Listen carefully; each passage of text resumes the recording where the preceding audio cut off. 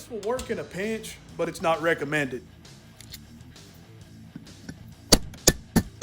I don't have any bearings around right now, but I do have electrical tape, and I'm going to use these as an example. If you're tapping a bearing into place with a socket like it showed in the previous video, when you stick that socket inside that bearing and start tapping it like that, even though the socket will be beveled, it's going to mess up the inner race of that bearing. And you can also use the same size, but it's also going to mess up that race. The best way to do it is to grab an old bearing, stick it on top of the new bearing, and use the old bearing and tap around until your new bearing is seated into place. Sometimes you have to do things that you normally wouldn't do, like using a socket in your bearing and tapping it into place that way.